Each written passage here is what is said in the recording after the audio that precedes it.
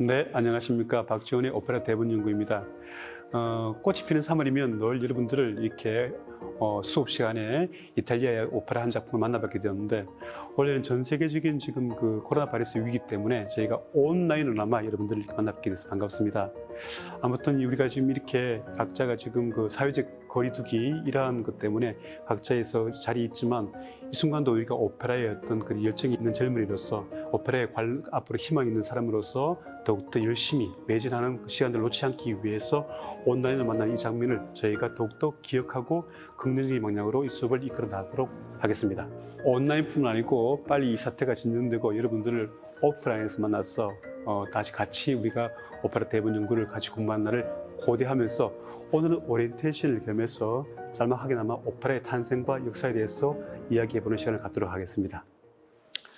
자, 저희 여러분들 오늘 마침 이곳 그 대구 오페라하우스에서 지금 제가 있는 곳이 카메라타라는 방입니다.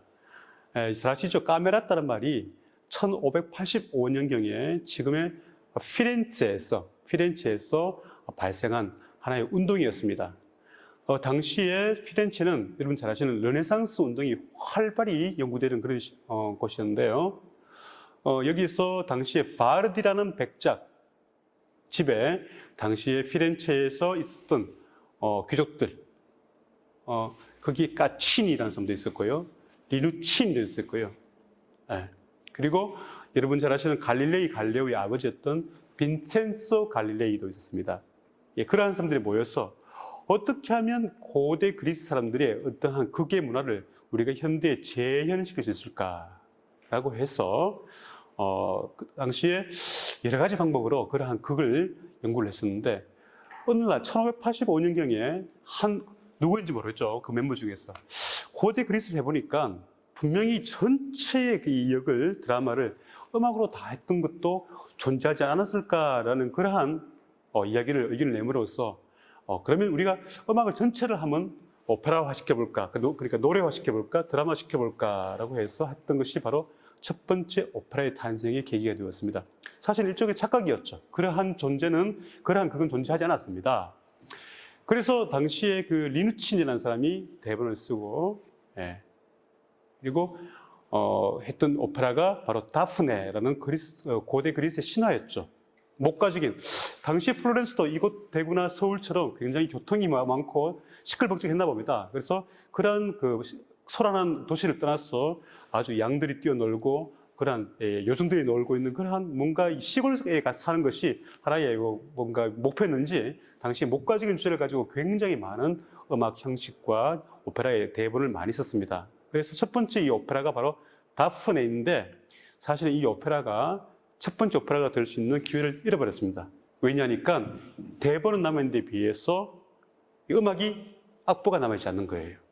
그래서 다시 15년 뒤에 다시 한 번 더 이러한 장르를 가지고 곡을 쓸 수 있는 기회가 왔는데, 그때 마침 여러분 잘 아시는 통일왕국을 이뤘던 프랑스의 부르봉 왕가에 여기에 피렌체를 다스리고 있던 뼈를 멸치를 많이 먹어서 뼈가 튼튼해진 가문이라고 하는 메르치 가문.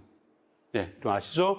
이 메디치 가문에서 이 크리스티나 공주가 부르봉 왕가로 시집가는 것을 기념하기 위해서 또다시 한번 이러한 오페라 작품을 탄생을 하게 되었습니다. 그래서 베리라는 사람이 곡을 쓰고 리누치니가 대본을 쓴 바로 에우리디체라는 그런 작품이 바로 탄생을 했고, 이 작품이 상演할 때 우리들은 역사상 정말 큰 행운을 갖게 됩니다. 그 행운이 무엇인가 하면, 여기 피렌체에서 지금 차로 가면 2시간 정도 걸리는 만토바, 여러분들 만토바 하시는데, 만토바가 정확한 액센트의 위치입니다. 이 만토바에 당시에 봉직하고 있던 당시 가장 유명한 프로 음악가 몬테베르디, 클라우디오 몬테베르디가 이 행사에 참석을 하게 된 거예요. 자기가 모시는 죽음과 함께, 만토바 공작과 함께.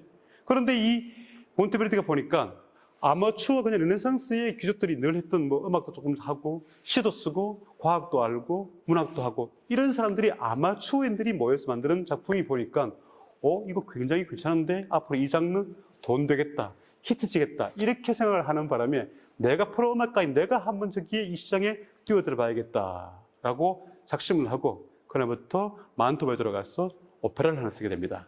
그것이 바로 1607년에 만토바에서 공연된 오르페오라는 작품입니다. 지금 여러분 유튜브에 들어가시면 오르페오는 지금도 심상찮게 유럽에서 상연되는 그런 아주 멋진 완벽한 작품이 되겠습니다.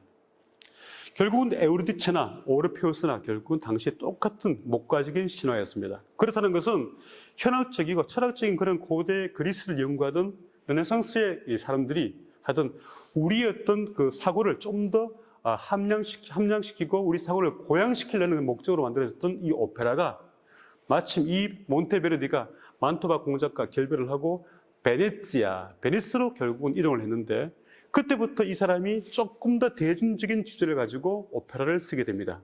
몬테베르디가. 거기서 나온 것이 그 유명한 네로 황제와 그 황제의 부인이 되었던 원래 창녀였다가 부인이 되었던 뽀빼아라는 사람이 왕비가 된다라는 얘기를 다루었던 뽀빼아의 대관 링크로나zione di 뽀빼아라는 작품이 탄생을 하고 그러한 유의 작품들이 탄생하면서 베네치아에서 오페라의 바람이 불면서 1637년에 급기야는 첫 번째 유료 관객을 받을 수 있는 극장이 탄생을 합니다. 그게 바로 산 카시아노라는 극장입니다. 산 카시아노라는 말, 산이란 말이 영어로 세인트죠. 성스러운 카시아노. 이 극장이 드디어 유료 극장이 됐는데 이게 역사적으로 굉장히 의의가 있습니다. 왜냐하니까 그전까지 그냥 귀족들이 자기의 어떤 정신세계를 한정시키기 위해서 만들었다는 말씀드렸는데 그때부터는 아예 귀족들이든 평민이든 뭐 노예는 안 되겠지만 신분의 고하를 막론하고 돈만 내면 들어올 수 있다는 이러한 새로운 개념의 극장이 생겼다는 것은 이제는 이 극장주라든가 흥행주들은요 돈을 벌기 위해서 오페라를 만든다는 그 개념으로 바뀌게 된다는 신호탄이 되는 거예요. 그때부터 약 37개의 극장이 그 조그만 베니스에 우후죽순으로 생기게 됩니다. 그러면 제가 이 돈을 벌기 위해서면 제가 이 흥행주라도 뭐 어려운 이렇게 고대 그리스의 문화 그런 보다는 당장 이 몰렸던 관객들이 어떻게 하면 즐거워하고 기뻐할까 이런 내용들을 만들려고 하는 것이 인간의 본성이라고 저는 알고 있습니다. 그래서 그때부터 어떠한 깊은 내용보다는 대본도 아주 추락된 대본을 쓰고 어떻게 하면 사람이 막 공중을 날아다니고 어떻게 하면 노래를 부를 때 막 기교를 보이고 일반 사람이 행할 수 없는 그러한 보여줄 것, 들려줄 것들을 굉장히 많이 강조하는 그러한 식으로 이 장르가 조금 나쁜 말로는 퇴색이 되는 거죠. 이렇게 결국 1600년도가 흘러가면서 이 베네치아에서 시작되었던 이 오페라의 이 대중문화가 결국 온 유럽을 확산되면서 지금 뭐 스웨덴, 러시아, 핀란드, 노르웨이 궁전까지 이 이탈리아 오페라, 이탈리아 말로 된 그러한 오페라가 쭉 퍼져나가게 되는 거예요. 근데 사실 당시에는 오페라가 아니었습니다. 이 오페라가 탄생될 때는요, 오페라란 말은 우리가 오퍼 하듯이 작업하다, 일하다는 의미지만 처음에는 이 정식 명칭은 레치타르 깐탄도였습니다. 레치타르 말 자체가 읊조리다, 그리고 시를 낭송하다, 연기하다. 깐탄도란 말이 노래하면서, singing이란 말이죠. 노래하면서 연기하다, 노래하는 어떤 드라마다. 이러한 형식이었는데 이것이 결국은 이름이 자꾸 갈수록 역사와 함께 오페라, 나중에는 멜로드라마다, 멜로디가 있는 드라마다 해서 멜로드라마. 그리고 바그너는 아예 더 나아가서 나중에 말씀드리겠지만 바그너는 아예 음악극이다 해서 뮤지크 드라마라고 해달라고 했던 그런 시대의 변천을 가지고 있습니다. 나중에 저희가 충분히 다룰 시간이 있을 거라고 저는 믿고 있습니다. 아무튼 이렇게 해서 전 유럽으로 이 오페라가 확산되면서 이탈리아의 오페라가 계속 퍼져나간과 동시에 이탈리아 말들이 전 유럽으로 확산이 됩니다. 그래서 저희가 이 한국에까지 음악을 전공하시는 분들은 또 전공하지 않으시는 분도 마찬가지예요. 우리가 뭐 알레그로, 안단테 이런 말 쓰시는데 알레그로란 말이 원래는 명랑하다. 그리고 그래서 명랑하다 보니까 템포는 빠르다. 안단테는 걸음걸이게 빠르기로, 라르고는 좀 느리게 확정된, 렌토는 느리게, 그리고 브레스토는 빨리 이러한 그리고 리타르단도 느려지면서 아첼레란도 빨라지면서 아첸타도 액센트를 넣어서 이러한 이탈리아 말이 어떤 음악용어로 자리를 잡아가게 된 이유도 이 이탈리아의 오페라가 전 유럽으로 전 세계로 확산되어서 온 그러한 이유가 되겠습니다. 자, 그래서 이렇게 그 1600년 동안에 계속해서 있던 신기한 것을 보여주는 그런 오페라가 되다가 1600년 말부터 서서히 오페라가 너무 이상한 곳으로 많이 간다 해서 개혁을 원하는 사람들이 생겨납니다. 그 대표적인 케이스가 지금은 오스트리아가 조금은 작은 나라지만 옛날에는 신성 로마 황제가 계시던 큰 나라였습니다. 유럽에서. 그래서 합스부르크 왕가에 봉헌하는 그러한 개관신들이 이러한 변혁 개혁 운동을 많이 일으켰는데 그 첫 번째가 바로 제노라는 사람이었고요. 두 번째가 핸델과도 굉장히 밀접한 관계가 있는 메타스타지오. 그리고 세 번째가 여러분 잘 아시는 게파로 센자 에우리디체라는 그 유명한 오페라를 썼던 글룩이 있습니다. 네 번째가 바로 말씀드렸던 바그너의 그러한 또 계획이 있었죠. 이런 계획을 통해서 쭉쭉쭉 나가면서 오페라가 탄생을 하다가 1700년대 이 메타스타지오 시절에 핸델 시대에 와서 여러분 잘 아시는 가스트라토라는 그러한 개념이 생겼습니다. 당시에 거세 가수들이 굉장히 오페라 극장에서 크게 활약을 하게 됩니다. 그 대표적인 케이스가 영화에도 나왔던 파리넬리라는 영화였죠. 이 거세 가수가 왜 탄생을 했느냐? 잠깐 말씀을 드리면 당시 교회에서 음악이 탄생을 했었는데 원래 단선율로 부르던 이 교회 음악에서 조금씩 작곡가들이 단선율 위에 다른 어떤 다른 파트, 여러분 잘 알고 계시는 베이스, 테너, 엘토, 소프라노. 여기 테너 파트가 중심입니다. 테너가 멜로디를 떼내려 한다. 원래 알고 있는 멜로디를 부른다라는 말에 테너가 탄생했습니다. 여기 위에 테너에 반대한다는 말에서 콘트라테노르 바수스라 불렀어. 테너에 반대한다라는 말에서 베이스로 변했고요. 그 다음 테너를 위에서 반대한다, 카운트를 날린다 의미에서 콘트라테노르 알투스를 불렀습니다. 그것이 현재 엘토라고 하고요. 가장 위가 수페리우스, 소프라누스 이렇게 부르다가 지금은 소프라노로 정착되었습니다. 이렇게 파트가 분화되면서 원래 교회에서는 남자가 소리를 내야지 여자의 어떤 그런 앙칼지고 높은 소리를 내면 안 된다는 당시에 굉장히 요즘 말하면 조금 미개한 그러한 인식이 교회에서 존재하고 있었는데 그래서 저음 파트는 이 남자가 하는데 어떻게 하면 고음 파트를 낼 수 있을까라고 한 고민 끝에 우연한 실수 가운데 이렇게 어떤 거세가 자연스럽게 되었던 소년이 성장을 했는데 그런 소년이 성장을 해보니까 몸은 남자처럼 힘이 있어서 소리는 큰데 비해서 소리는 여자란 말이에요. 그러니까 당시로서는 상상할 수 없는 지금도 상상할 수 없는 소리가 하이 소프라노로 나면서 굉장히 민첩하면서도 힘 있는 소리가 탄생되었다.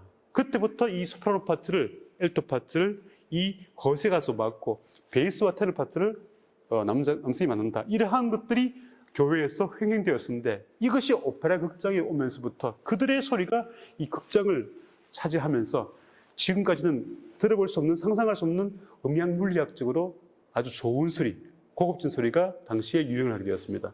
여러분 기억하세요? 그 영화에서 파리넬리가 노래 부르는데 그때 뭘 불렀나요? 핸들의 그것을 라샤케 비앙가를 불렀나요? 그걸 바리에이션 부르니까 그 서 있던 귀족분들이 막 이렇게 팍팍 넘어가고 있던 당시에 그러한 장면이 있습니다. 그것이 물론 너무 잘생기고 너무 소리가 이뻐서 아름다워서 기절했다 되지만 사실은 음량 물리학적으로 우리의 균형을 잡아주는 전정기관인 그리고 세방고리관을 이 소리가 때림으로써 중심을 잃어서 넘어졌다는 것이 좀 더 과학적인 설명이 되겠습니다. 그럴 정도로 이 거세 가수들의 카스트라티들의 활약이 대단했었는데 물론 1856년에 교황님 명으로 이것은 하지 마라 미견지치다라고 해서 지금은 저희가 들어볼 수 없고 1912년의 마지막 거세 가수의 사망으로 우리는 거세 가수의 생명이 끝나버렸습니다.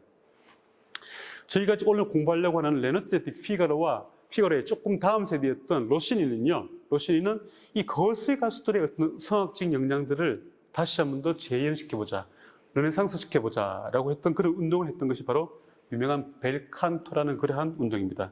벨로의 아름다운 노래, 벨칸토라고 합니다. 예, 그러한 것들이 거세 가수의 그러한 우리가 잃어버린 고려 청자를 어떻게 하면 재현할 수 있을까 노력하듯이 거세 가수의 성악적 기술을 다시 한번 재현해보고자 했던 노력들이 우리가 벨칸토라는 그런 운동이었다고 생각하시면 되겠습니다.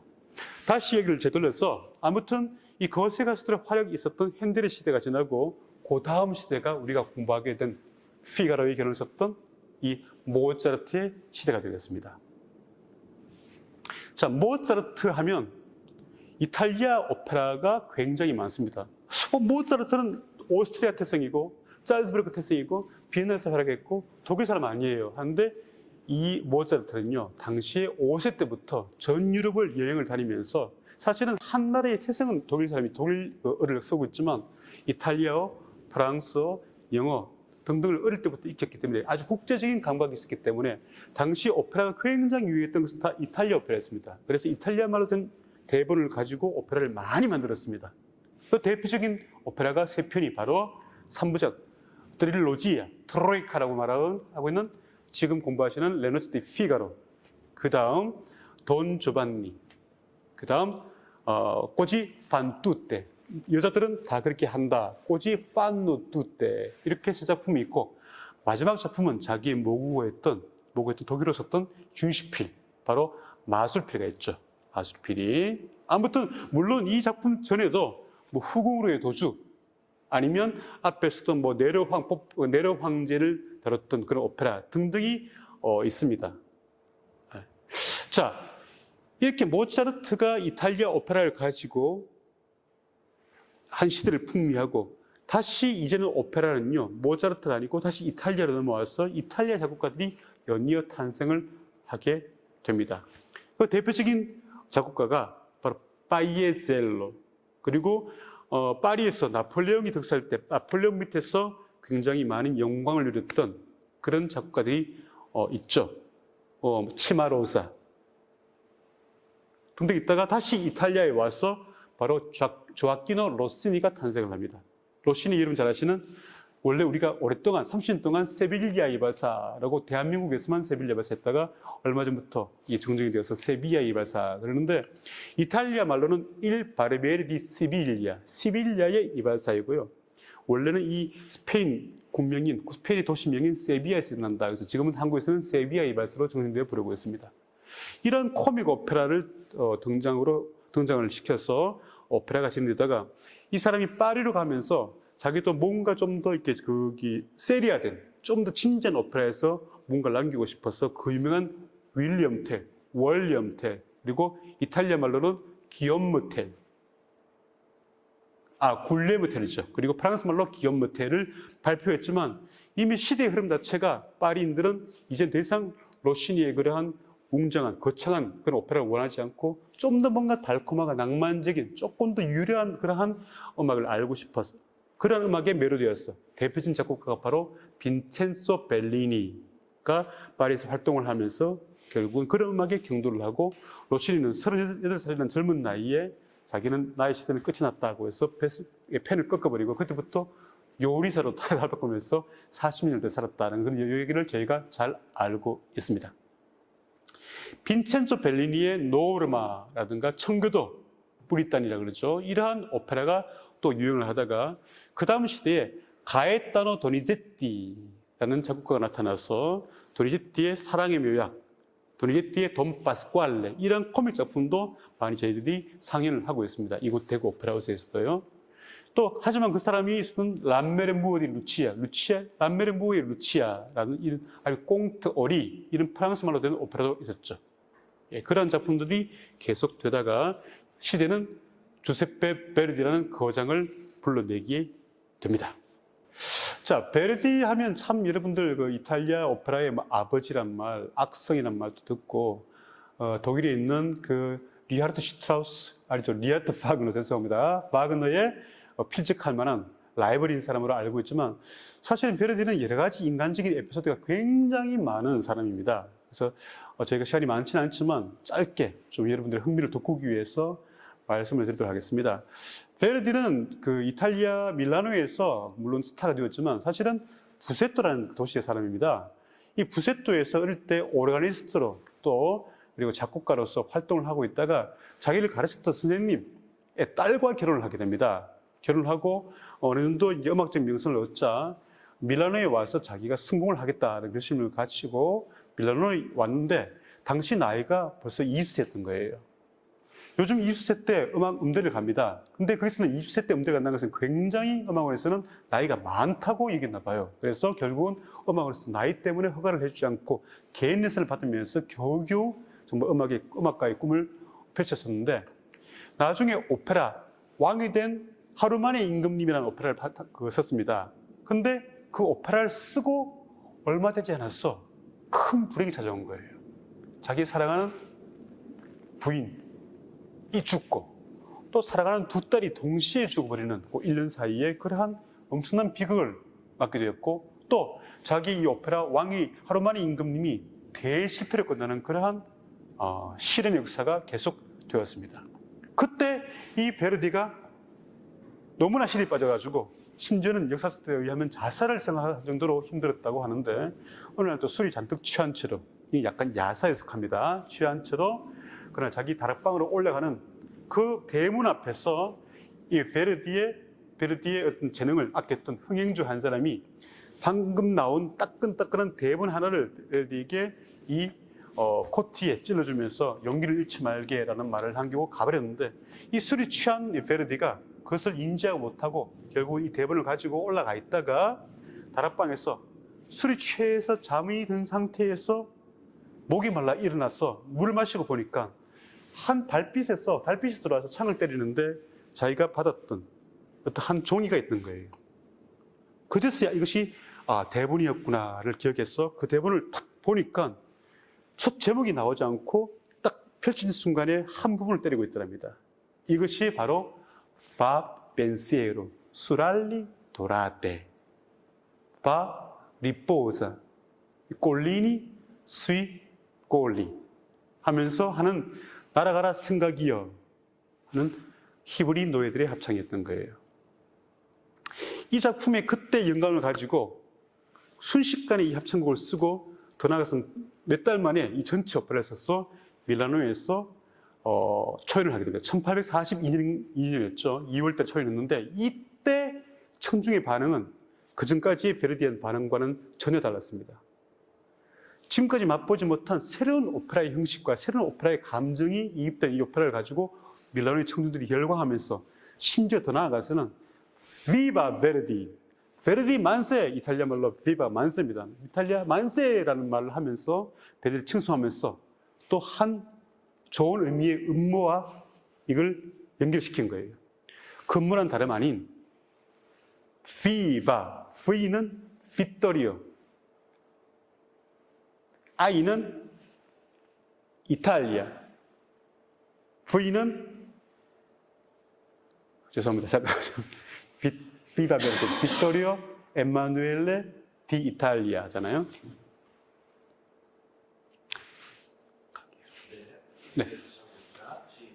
네. 비바 베르디. 베르디 만세라고는 하지만 사실은 이 말 속에 모종의 좋은 의미의 음모가 숨어 있었던 거예요. 왜냐하니까 당시에 이 밀라노를 포함한 지금 요즘 참 사망자 많이 탄생해서 변생인들이 가슴을 아프게 했던 북부 이탈리아가 당시에 오스트리아 합스부르크 왕가의 지배하에 있었던 겁니다. 이 지배에서 벗어나기 위해서 여러 가지 독립운동을 하고 있던 찰나에 나온 곡이기 때문에 비바 베르디란 말에는요, 비토리오 에마누엘레 세컨도 2세 레디 이탈리아, 이탈리아의 왕이라는 말이 숨어있는 그러한 추가된 말이었던 거예요. 동시에 이탈리아인들의 독립에 대한 염원 그리고 베르디안 칭송을 같이 감으로써 베르디가 일약 스타가 되는 그러한 기적이 탄생을 했습니다. 불과 몇 개월 전에 죽음을 생각했던 사람이 이탈리아를 대표하는 스타가 되어버렸던 거예요. 또 독립의 영웅이 되어버렸고요.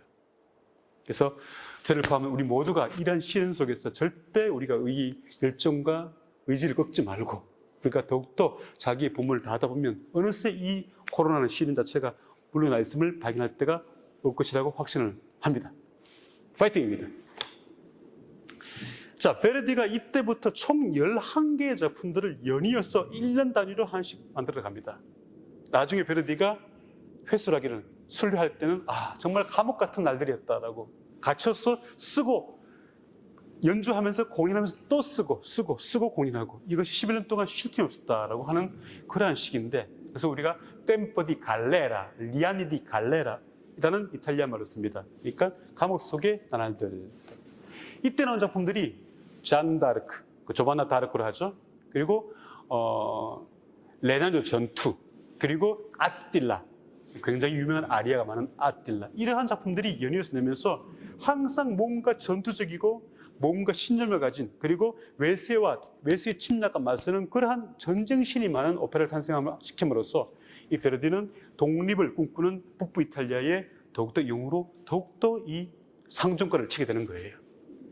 그리고 11년이 지나고 난 다음에 이탈리아가 결국은 거의 독립이 될 시점에 와서 베르디가 나름 작곡가로서의 독립을 선포합니다. 이게 무슨 얘기냐고요? 베르디가 11년 동안 썼던 오페라의 주제들은 대부분 애국, 독립, 독립에 대한 열망, 영웅 이러한 것들로 인해서 그 시대의 흐름에 부응하는 오페라를 썼는데 이제 어느덧 국제적인 스타가 되었고 이제는 돈과 명예를 다 얻은 사람으로서 그러한 주제에 연연할 필요가 없었던 거예요. 그때부터 베르디는 자기가 독립을 선언합니다. 그 독립은 다른이 아닌 내가 지금까지 쓰고 싶었던 주제를 가지고 써보고 싶다. 베르디가 원래 쓰고 싶었던 그런 주제는 바로 다름 아닌 인간 심리의 변화, 각 인물들의 갈등, 그리고 어떻게 인간의 노력으로 풀 수 없는 이 운명의 어떠한 그러한 장난, 이런 주제를 다루고 싶었었는데 드디어 10년 동안 11개의 작품을 쓰므로써 시대의 흐름에 따라 썼던 모든 것들을 이제는 부와 명예를 짊어졌기 때문에 거기에 해방되어서 독립적으로 써보고 싶다는 것을 천명을 했습니다. 그 첫 번째 작품이 바로 리골레토였던 거예요. 이게 1851년에 탄생을 했습니다. 자, 리골레토가 왜 중요한가 하면 리골레토는 그 앞의 작품들은요, 오페라 세리아, 정가극에서는 항상 귀족들이 주인공이었고 우스꽝스러운 평민들이라든가 노예들은 잠깐 도와주는 이 조역들로 그러한 역할로서 만족했어야 되는데 여기 리골레토의 주인공은 여러분 잘 아시다시피 사실은 꼽치며 광대인 평민인의 사람인 거예요. 어떻게 보면 만인들의 지탄을 받는 사람이 오페라의 전면에 주인공으로 등장을 한다는 것이 당시로서는 굉장히 파격적이고 충격적인 스토리, 사건이었습니다. 이 오페라에서 여러분 알고 계시는 코르티자니 필라자 단나타 라든가 까르로 노메라든가 그리고 맨 끝에 유명한 그죠? 사중창이라든가 이러한 여러 가지 음악 형태가 히트를 침으로써 이제는 베르디가 어떤 시대적 흐름에 편성하는 그러한 오페라를 쓰지 않고 오히려 인간관계의 어떤 추이를 따라가는 오페라를 쓰면서도 아름다운 아리아와 아름다운 중창과 합창을 넣음으로써 사람들이 인기를 얻자 여기에 힘을 얻었던 베르디가 그 다음 작품인 Il Trovatore, 이것은 스페인의 어떤 한 집시 무리들과 스페인의 어떤 영주와의 어떤 갈등을 그린, 이것은 약간 다시 독고적으로 갔다고 평가를 하고 있지만 이 작품을 남기고 그 다음에 했던 1853년 베네치아에서 그 유명한 라 트라비아타를 발표를 하게 됩니다. 이 작품은 굉장히 역사적 의미가 있는데 왜냐니까 정말 저희가 방송에서 이런 말씀드리지 뭐하지만 어떻게 보면 사회에서 굉장히 어떤 창렬한 말을 하지 말라 해서 라트라비아타? 트라비아타의 레터를 코르티지안이라고 이야기해. 길을 라트라비아타, 길을 벗어난 요리. 보통 우리 창렬을 하는데 이때는 그 말을 하지 말 방송용 아니니까 그렇죠? 네. 다시 하겠습니다. 죄송합니다. 네.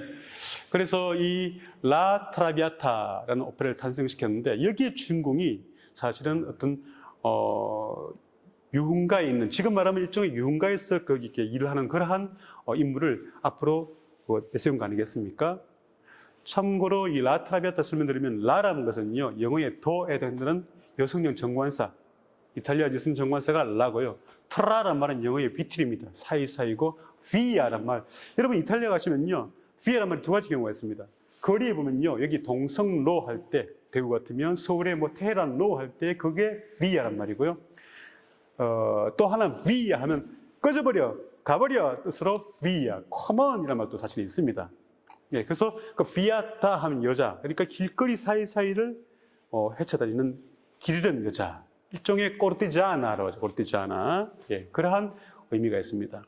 이 여자의 어떤 그러한 슬픈 일생을, 슬픈 사랑의 이야기를 담은 이야기가 굉장히 히트를 치면서 베르디가 이 3부작으로 인해서 더욱더 명성을 공고히 하고, 그 다음에 있었던 우리 알고 있는 운발로 인 마스케라, 그죠? 가면무도회, 그리고 맥베드, 셰익스피어의 이런 작품들을 쓰면서 굉장히 명성을 배가다가 아이다 때 와서 완벽히 전 세계적으로 유명한 작곡가가 됩니다. 그 신기하게 이 아이다를 썼을 때 여러분 잘 아시겠지만 에피소드가 있습니다. 영국으로부터 독립했던 이집트가 이 수에즈 운하를 만듭니다. 여러분 지금 우리 한국의 부산에서 물건이 물품이 출발하면요, 이 인도양을 다 거쳐서 지중해를 통해서 네덜란드로 가는데, 그걸 가려면 옛날에는 아프리카를 돌아서 갔단 말이에요. 지금은 이 지중해를 거쳐서 가려면 이 수에즈 운하를 거칠 수밖에 없게 되었습니다. 이것을 관리하게 된 이 이집트가 그것을 기념하기 위해서 이 막강한 작곡가였던 베르디에게 작품을 의뢰합니다. 고대 이 이집트의 영광을 나타내 주십시오, 마에스트로 했는데, 일단 1871년도에 이 운하의 개통 때 맞춰서 작곡하지도 못했을 뿐더러 내용조차도 여러분 아시겠지만 사실은 이집트의 장군인 라다메스 장군이 적국 공주였던 아이다에게 나라를 팔아먹는 그런 식으로 이것을 만들었단 말이에요.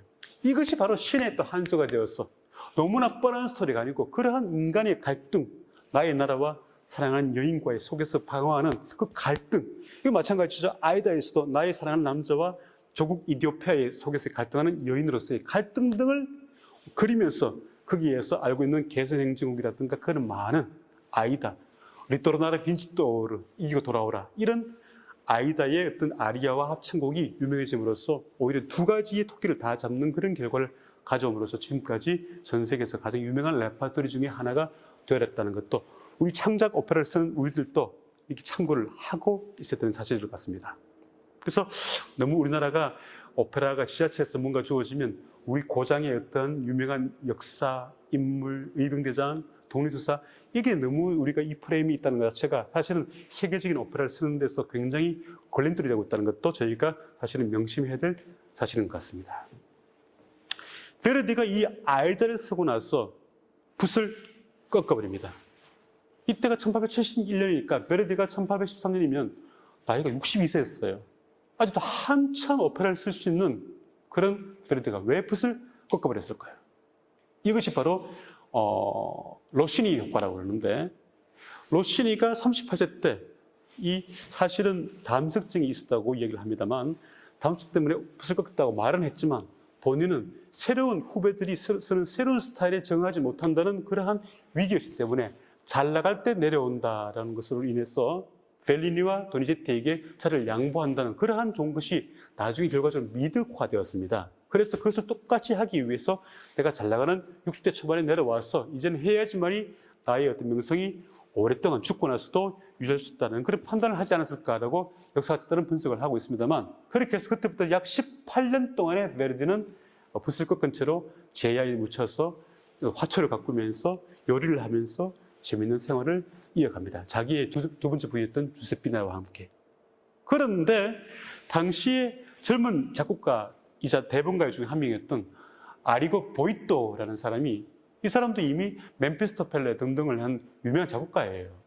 이 사람이 자기가 한 대본을 썼어요. 셰익스피어의 4대 미국 중 하나인 오셀로를 가지고. 근데 자기가 딱 보니까 쓴 대본이 너무너무 멋진 거예요. 휘황찬란하고 너무 가치가 높아 보이는 거예요. 그런데 정작 자기의 작곡 실력은 자기 대본만큼은 안 된다고 생각했던 이 아리고 보이토가 오히려 자기 욕심을 버려버리고 이 대본을 가지고 18년 동안 쉬고 있던 마이스트로 베르디에게 찾아갑니다. 베르디는 당연히 우리 함흥자사라 그러죠. 삼고초라 그러죠. 베르디는 물리치고 난 안 만나겠다. 다시는 오페라 쓰지 않는다 약속했는데 나를 귀찮게 하지 말라라고 부인을 통해서 내쳐버립니다. 그래도 끝까지 가서 마이스트로 제발 제 대본만 좀 읽어달라라고 부탁을 하니까 이 보다 못한 젊은이 재능을 아꼈던 이 부인 조세피나가 여보 그러지 말고 이 대본을 읽어보세요 라고 해서 결국 그 간청이 받아들여져서 이 베르디가 대본을 읽어보니까 엄청난 작품이 이게 숨어 있었던 거예요. 그때 오랫동안 쉬고 있던 이 노인이 된 베르디의 마음속에 열정을 일으켜가지고 장장 7년 동안, 지금까지는 1년 단위로 오페라 쓰던 사람인데 7년 동안 이 오페라를 쓰는 그런 각고의 노력 끝에 바로 1887년에 오페라 오텔로가 탄생을 합니다. 지금까지 있었던 그 문호, 대문호의 셰익스피어의 오텔로가 아닌 오페라 오텔로로서 이 오텔로가 탈바꿈이 되는 거예요. 이 작품이 너무너무 위대했기 때문에 지금도 역사자 쪽에서는 오텔로란 셰익스피어의 원작을 가지고 베르디의 음악까지 만들었던 작품이다라는 말 정도로 이 작품 자체의 내용이 너무나 엄청난 그러한 파괴력을 갖고 있습니다. 어떤 파괴력인가 하면 베르디 하면 아름다운 이탈리아 오페라의 전통에 의해서 아름다운 아리아, 중창, 합창, 그리고 반주도 오케스트라도 항상 노래를, 성악 라인을 도와주는 역할로서 만족을 했었는데 이 18년 동안에 얼마나 많은 공부와 얼마나 많은 연구했었냐면 거의 바그너식 음악, 자기 라이벌이자 자기 정적이었던 바그너식 음악의 어떤 모습을 띄고 있었던 거예요. 이전에 유명한 아리아도 없습니다. 여러분 혹시 음악 전공하신 분 중에서 오페라 오텔로의 유명한 아리아나 중창을 알고 계십니까? 그렇듯이 이제는 그러한 이탈리아 오페라의 전통을 뭔가 깨부수면서까지도 변형을 했기 때문에 지금도 왜 이 베르디가 음악사에 있어서 어떤 위대한 대가의 반전이 있었는가 하면 이런 자기 스스로의 어떤 변형, 자기 스스로의 어떤 노력 자체가 거기 반영되었기 때문에 그러한 역사적 가치를 가지게 됩니다. 이것은 우리에게 많은 것을 시사를 하죠. 항상 끊임없는 자기 개발과 노력이 필요하다는 것을 역설적으로 말을 하고 있습니다. 그래서 이 작품 다음에 마지막 작품, 지금까지 베르디 하면 늘 사람의 운명의 힘, 그리고 사람이 죽고 항상 비극으로 끝나고 이러한 것이 이 베르디의 하나의 트레이드마크였다면 마지막에서는 바로 희극 오페라를 나타냅니다. 바로 파이스타프라는 오페라를 쓰는데 여기에서 물론 옛날 로시니나 모차르트 시대의 그런 희극 오페라는 아니었어요. 하지만 새롭게 된 오페라가 코믹 오페라가 바로 비극 오페라의 대명사였던 베르디의 손에서 나왔던 것이 또 역사적 의의를 갖습니다. 이게 1893년에 탄생을 합니다.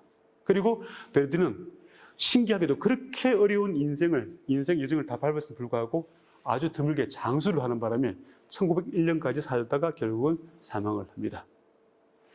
자, 팔스타프가 나온 1893년은요, 이미 3년 전에 새로운 물결이 이탈리아에서 탄생을 해가지고 아까 말씀드렸던 리하르트 바그너의 어떤 그러한 음악적 영향을 많이 받은 이탈리아 작곡가들이 작품을 마구 양산하던 시기였습니다. 대표적인 케이스가 베리즈모라고 알려져 있는 카발레리아 루스티카나의 피에트로 마스카니가 있고요. 이 사람이 라이벌이었던 빨리아치를 졌던 루체로 레온 카발로가 있었습니다. 자, 이 작품이 왜 중요한가 하면 그때까지만 해도 오페라 하면, 이탈리아 오페라 하면 최소한 3막에 의해서 1, 2, 3막 동안에 유명한 아리아를 집어넣고 이러한 미리 짜여진 콘티 속에서 여기에 맞춰진 어떤 순서대로의 어떤 전략과 전술을 가진 그것이 오페라의 전통이었다면 이때부터는 그렇지 않습니다. 고대 그리스의 오페라 탄생에 크게 기여했던 고대 그리스 비극에서 나왔던 바로 세 가지 일치, 그러니까 시간과 장소와 행위의 일치라는 그 원칙 속에서 만들어진 오페라입니다. 여러분 잘 아시는 카발레리아 루스티카나를 보실까요? 거기서는 시칠리아에서 벌어진 조그만 촌락에서 벌어진 일, 시칠리아 촌락에서 벗어나지 않습니다. 그리고 부활절날 새벽 4시부터 그날 오후 4시경에 벌어지는 이 살인사건까지 오는 여기 24시간 내에서 벌어진 사건이었고 또 행위가 우리가 이번에 공부하게 될 레노츠의 피가로 결혼처럼 이렇게 백작과 백작 부인의 스토리, 수잔나와 피가로의 어떤 스토리의 전개, 거기에 마르첼리나와 바르톨로 이런 내용이 없이 딱 하나 롤라와 그 애인이었던 뚜리두의 그리고 거기에 지금 현재 애인인 산투자의 그러한 이 트로이카의 어떤 애증과 갈등과 비극 여기에 포커싱만 되어 있는 그러한 단일 주제를 가진 그런 오페라가 되겠습니다. 그래서 다시 말씀드립니다. 세 가지 일치가 시간과 24시간에 그리고 장수가 크게 벗어나지 않은 장수. 그러면 라트라베트는 벗어났습니까? 벗어났죠. 라트라베트는 파리에서 일어났던 이야기가 6개월 뒤에 파리 근교에 가서 2막이 되고 다시 6개월 뒤에 파리로 돌아와서 3막에 죽어가는 장면이었습니다. 여러분 아시는 라보엠 마찬가지예요. 1막과 2막은 똑같습니다. 1막은 1800년대 초반에 크리스마스 전날에 일어난 이야기. 2막은 거기 그날 당장 밖으로 나와서 파티에 있었던 이야기. 하지만 3막은 몇 개월 뒤에 파리 근교, 4막은 다시 돌아온 이야기. 이렇게 장소와 시간을 바꿔갑니다. 에 비해서 카발루스티카나는 말씀드렸고 또 거기에 숙적이었던 레온 카발로의 빨리아치 마찬가지입니다. 네, 빨리아치의 내용을 잠깐 말씀을 드리자면 빨리아치란 말은 이미 광대들이란 뜻입니다. 광대들, 빨리아치.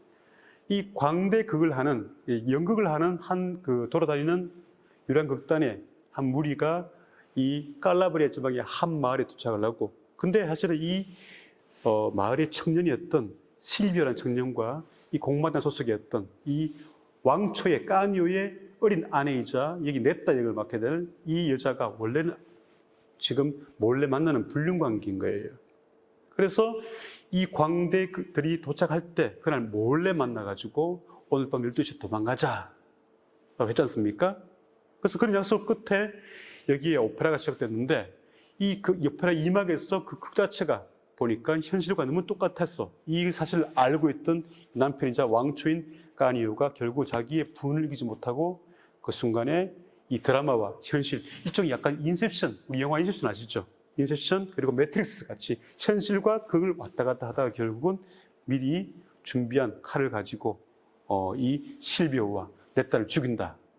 그러고 보니까 어떻게 보니까 이 오페라의 어떤 빨리아치는 이미 그 매트릭스를 110년 전에 예상을 했던 그런 작품이라고 할 수 있겠네요. 네. 그래서 그러한 극이 8월 15일 성모 성천일 때 벌어진 사건이기 때문에 다시 말씀드리면 아리스토텔레스의 3일치, 시간의 일치, 24시간 동안 벌어진 사건, 그리고 장소의 일치, 칼라브리아 우유 지방의 한 마을, 그리고 행위의 일치, 이런 어떠한 비극의, 추정에 의한 비극의 내용들, 일치를 지키는 것이, 그래서 뭐 거창한 귀족들의 이야기라든가 그런 이야기가 아니고 흔히 우리 주위에서 발견될 수 있는 그러한 사실적인 이야기라고 해서 우리가 이것을 이탈리아 말로 베리즈모, 베로라는 말이 진짜인, 베리타 하면 진짜라는 명사입니다. 그래서 진짜스러운 뜻으로 베리즈모라는 사실주의라는 그러한 얘기를 듣고 있는 것이 이 까발루스티카나 그리고 빨리아치의 오페라였습니다.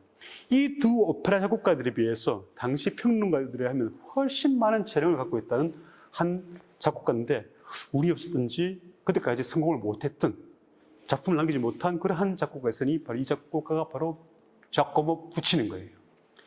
이 푸치니는요, 그 이탈리아 루카라는 지금 피렌체에서 약 피사와 사이에서 반 정도가 있는 도시 루카 출신인데 밀라노에 유학을 가서 공부를 하고 굉장히 스승으로부터, 스승의 이름이 바로 유명한 작곡가 조콘다를 남겼던 뽕키엘리입니다. 우리가 폰킬리 그러는데 뽕키엘리가 맞는 발음이 되겠습니다.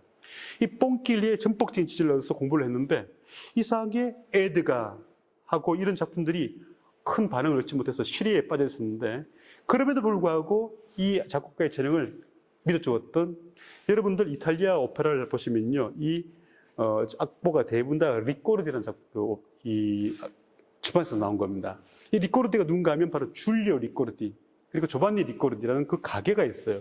오랫동안 된 가게인데 이 출판업과 흥행업을 해가지고 이 오페라 제작이죠. 이걸 해서 결국 한 가문을 이룬 가문인데, 여기 있던 줄리오 리꼬르디가 이 푸치니를 굉장히 높게 평가해서 계속 지원을 하고, 세 번째 작품, 그러니까 마농 레스코의 대본을 줌으로써 이 마농 레스코 때문에 푸치니가 일학 스타가 되고, 또 물론 스타가 된 이유가 있습니다. 왜냐하니까 푸치니는 자기가 새롭게 뭔가를 하면 절대 자기 재능이 나타날 수 없다고 믿었던 거예요.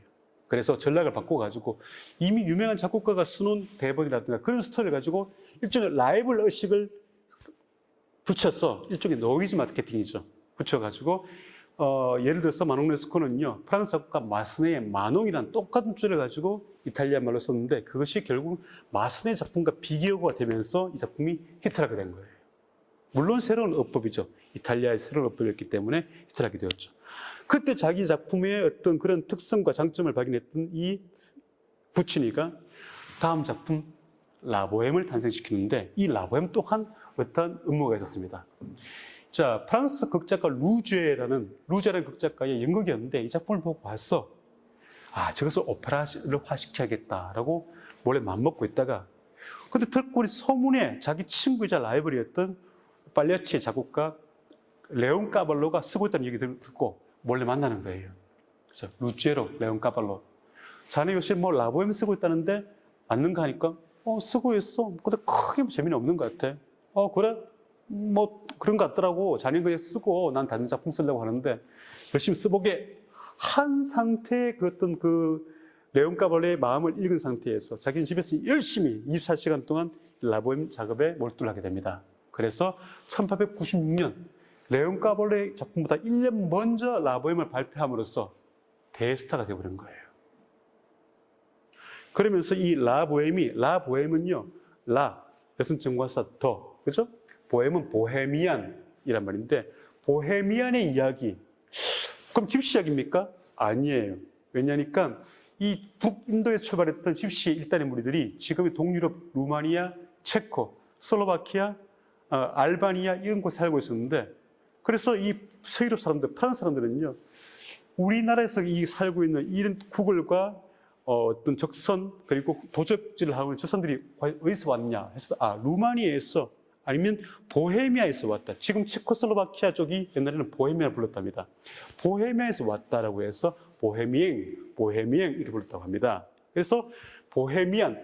하지만 집시가 아니더라도 그런 젊은 중에서 그러한 꿈과 이상을 가지고 저렇게 집시처럼 아주 정말 낮은 계층의 사람들처럼 생활하는 사람들을 우리가 보헤미안을 불렀습니다. 그래서 보헤미안의 생활이라는 의미에서 라비 드 보헤미엥 이렇게 불러서 우리가 라 보헤미라고 하고 있습니다. 거기에서 나오는 라 보헤미를 결국 씀으로써 훨씬 더 유명해진 작곡가가 된 부치니는 그 다음 4년 후는 보세요. 이탈리아 사람인데 신기하게도 마농 레스코도 프랑스에 있었던 이야기, 라보엠도 프랑스 이야기, 세 번째는 자기 고국 이탈리아의 로마를 배경으로 한 이탈리아 오페라를 탄생하는데 이것이 바로 라 토스카입니다. 토스카인데 라는 보통 빼고 토스카라고 얘기를 합니다. 토스카는 로마 시대 때 나폴레옹 전쟁, 프랑스 혁명을 주제로 해서 만들었던 오페라 아니겠습니까? 나중에 저희가 대구 오페라하우스에서 하는 이 오페라 대본 연구에서 분명히 토스카는 저희가 멀지 않은 미래에 다루기 때문에 자세한 내용을 제가 설명을 드리지 않도록 하겠습니다. 토스카 다음에 4년 뒤는 또 새로운 주제가 뭐가 없냐라고 했던 이 부치니가 이제는 아예 무대를 저기 멀리 동양, 극동아시아로 옮겨가지고 바로 일본에 있었던 나가사키에 있었던 개화기의 내용들을 가지고 쓴 오페라 마담마 버터플라이를 탄생시키는 거예요. 자, 이 오페라 버터플라이는요, 우리가 나비 부인이라고 하는데 이 미국의 극작가 롱이라는 사람이 썼던 소설을 가지고 결국은 연극화되었습니다. 이것을 가지고 다시 오페라 시킨 것인데, 버터플라이에 그 일본의 군함이 보통 한 6개월 동안 정박할 때 현지철을 당시에 이렇게 데리고 살던 미국 양키들의 어떠한 그러한 것을 약간 꼬집기도 하는 그러한 시사적인 내용을 담고 있습니다. 그리고 이름 없는 조그만 한 소녀가 그 자기 남편, 임신 남편인지도 모르고 그 말을 믿고 기다리는 그 모습을 정말 극도로 내면세계를 잘 파서 만들었던 작품이 바로 이 버터플라이인데, 여기에 총 13개의 일본 리듬을, 일본 음계를 넣음으로써 또 이 서유럽의 새로운 문화, 새로운 일본적인 극동아시아의 문화를 줌으로써 새로운 바람을 일으켰다라고 해서 유명하게 된 것이 바로 버터플라이의 내용이었습니다. 부치니의 여성 편력은 뭐 유명하죠. 부치니가 효진의 부인이었던 엘비라도 원래 부치니의 젊은 시절 때 친구였던 친구의 와이프였고요.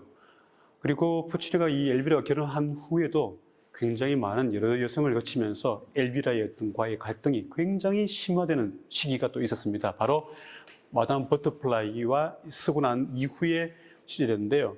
그러다 보니까 투란도트까지 거의 한 10몇 년 동안의 공백기가 있었다고 합니다. 물론 그 사이에 라판출라 델 웨스트, 서부의 아가씨, 아니면 라 론디네, 제비 등등의 작품이 나오긴 했지만 사실은 앞에 있었던 3부작 라보엠, 그리고 토스카, 버터플라이의 어떤 작품에 비해서는 사실 작품성이 그리고 흥행적인 측면에서도 떨어진다고 평가를 받고 있습니다. 이렇게 오랫동안 공백 기간이 있다가 1924년에 부치니가 심의를 기울여서 재기를 하기 위해서 새로운 다시 한번 동양을 주제를 의한 작품을 쓰게 됩니다. 이것이 바로 그 유명한 투란도트라는 작품입니다. 나중에 설명을 드릴 때가 분명히 있겠습니다만, 투란도트는 16세기에 베네치아에 나온 동화입니다. 동화인데 중국을 배경하고 있죠. 근데 이 푸치니가 버터플라이 썼던 13개의 그러한 선율과 마찬가지로 중국의 또 그런 음계와 리듬을 많이 가져와서 이 투란도트에 삽입함으로써, 그리고 또한 중요한 게 푸치니는 늘 자기만의 스타일을 고집한 것이 아니고 음악적인 어법에 있어서도 동시대 작곡가, 자기보다 후배 작곡가들이 하는 것들을 늘 경청하면서 그런 것들을 자기 작품 속에 받아들이려는 그러한 굉장히 강한 작곡가로 알려져 있습니다. 그래서 이 시대 때 푸치니를 보게 되면요, 우리는 보통 공주는 잠 못 이루고라고는 잘못된 번역으로 알고 있는데, 네순도르마, 아무도 잠자지 말라라고 하는 이 아리아만 알고 있지 않습니까? 사실은 이 아리아만 떼버리면요, 나머지 것들은 굉장히 그 시대의 현대적 감각을 많이 보여주는 그런 음악이 되겠습니다. 그래서 당시에 유명했던 작곡가, 헝가리의 벨라 바르톡, 아니면 이 러시아의 이고르 스트라빈스키의 그런 원시주의, 그리고 음악 기법으로 복조성, 복화음 등의 그런 기법들이 많이 보여지는 것이 이 푸치니 음악을 복합적으로 더욱더 드러나게 만드는 그 요소가 되었습니다. 푸치니가 이 오페라를 쓰면서 산막에 가서 유의, 그러니까 이 여종 유의 죽음까지를 쓰는데 그때 목에 통증을 느낀 거예요. 여러분 잘 아시는 내용이라고 저는 알고 있습니다. 통증을 느껴서 검사를 해보니까 이 시가를 많이 좋아해서 그런지 후두암이 온 거예요. 그래서 이걸 치료하기 위해서 당시 유럽에서 가장 이 암 치료에 권위가 있던 벨기에 브뤼셀의 병원에 입원한 상태에서 마저도 이 류의 죽음에 스케치를 남기는 와중에 결국은 수술을 하다가 결국 수술에서 깨어나지 못하고 죽어버리는 참사를 당했습니다. 그래서 우리는 이 푸치니의 투란도트가 류의 죽음까지의 푸치니 작품을 알고 있고, 류의 죽음 뒤에는 푸치니의 후계자이자 친구였던 프랑코 알파노라는 사람이 썼던 나머지 부분들을 가지고 우리가 이 투란도트를 감상을 하고 있습니다. 근데 저도 푸치니의 투란도트를 10회 이상 지휘를 했지만, 할 때마다 푸치니가 남겼던 류의 죽음과 프랑코 알파노가 썼던 그 다음 부분하고는 굉장히 음악적으로 현격한 차이를 보인다. 이 퀄리티 차이가 아니고 어법인 차이를 보인다라고 제가 느낌을 많이 받는 것이 사실 현실입니다. 자, 여기까지 저희가 그 이탈리아 오페라의 역사를 잠시 살펴봤습니다. 그 뒤에 물론 달라피콜라라든가 베노티 같은 이탈리아 작곡가들이 오페라 썼습니다만, 인간의 어떤 말로서 할 수 있는 오페라의 끝은 바로 투란도트라고 하는 1924년 이후부터는 어떻게 이탈리아 오페라가 거의 전 세계에 상영되지 않는 그러한 역사를 저희가 가지고 있습니다. 저희가 그 오페라 역사를 살펴보려면요, 사실은 이탈리아 말고도 독일 오페라, 러시아 오페라, 미국 오페라 뭐 등등 있지만, 저희가 앞으로 매학기 공부할 작품들이 대부분 이탈리아 오페라에 집중되다 보니 이탈리아 오페라 역사를 살펴봄으로써 미리 저희가 예습을 하도록 하겠습니다.